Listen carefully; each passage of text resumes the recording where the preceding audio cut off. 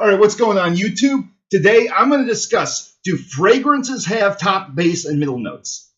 Honestly, this is a huge generalization that we have with fragrances. And so, honestly, I'm going to tell you this. The answer is no. In a lot of cases, you have cheap linear scents that tend to have pretty similar notes. And in some cases, like when you spend more on fragrances, like at least a department store scent, or a lot of the other scents, they will start to have this differentiation where you start out with certain notes and the notes volatilize off the body and then certain ones start to develop as time goes on. And so they tend to get, this kind of oil, and the quality of the oil that the perfumier is using is going to make all the difference. Like Annick Minardo. Now this is a perfumier that is the bomb.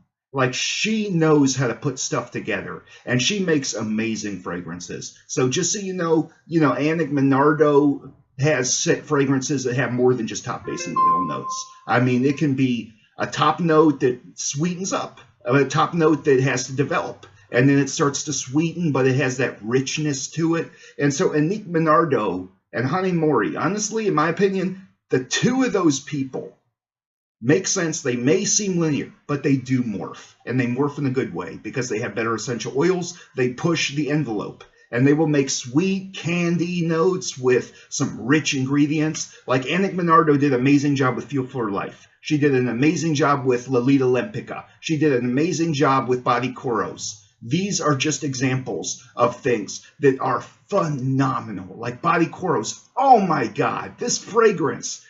Dude, you've got to totally get this one. Like Body Coros, no comparison to Lolita Lempica or Le Mal or any of those, because she uses different ingredients, and it has less ingredients, but it's niche quality. And so, like when you look at Michael Jordan, for example, this is a more cheap, basic fragrance. And so you have the green tea and the subtle notes in there, and it's spicy and sweet. The sporty one he has with the basketball on it.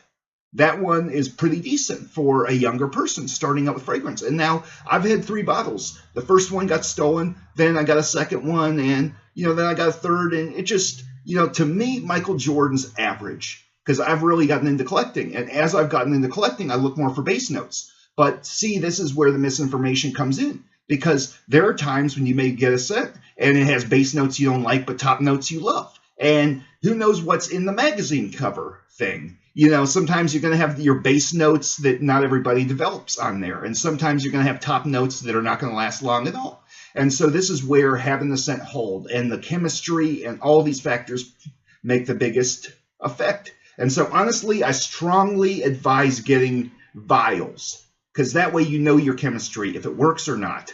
And you can get feedback from other people. But, I wouldn't test a vial at work. Like, I would never want to put a whole vial of Joe Balm on and then go to work, or I'd be smelling up the whole room. So, I mean, when it comes to chemistry of fragrances, it all depends on the quality of the oils and the ingredients. And, like, if you go up to a Creed and a lot of these higher-end fragrances now, the Creeds have some really good stuff, and then they have some gimmicks, just like any brands. I've spoken to people in fragrance shops lots of times about this, and some of them think that the high-end stuff is overrated. And you can always do well with just a Zero Chrome, because it has this transparent musk and, the citrus, and a lot of people really like that one. So, it actually isn't bad for a date night if your date wants to smell that. And, like, honestly, I advise people, if you're going on a date, find a scent that the other person likes. Like, honestly, you kind of get the feel. If somebody's close to you wearing a certain scent, they probably like it.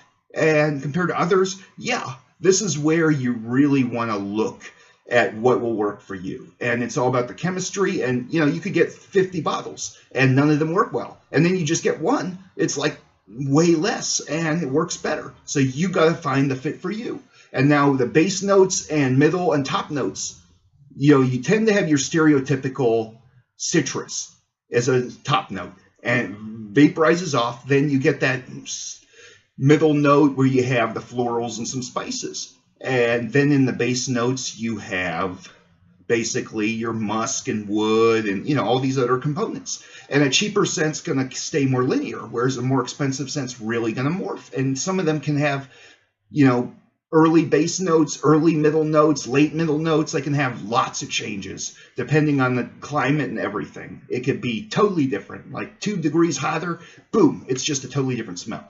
So, like Hanamori HM and Body Koros really are the ones that really do tricks. So honestly, those are highly recommended. Ted Lapidus Black Soul, people love that one to pieces on Basenotes. I had a bottle, I reviewed it, and mine was stolen by a roommate.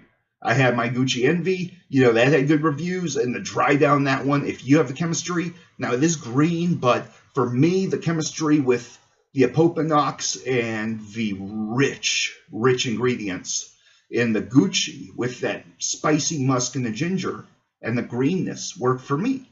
And guess what? My roommate stole it too. So my roommate stole half of my cologne. So I'm going to make another video, talk about what kind of colognes a criminal will wear, and I'll tell you what I lost. So thanks for watching.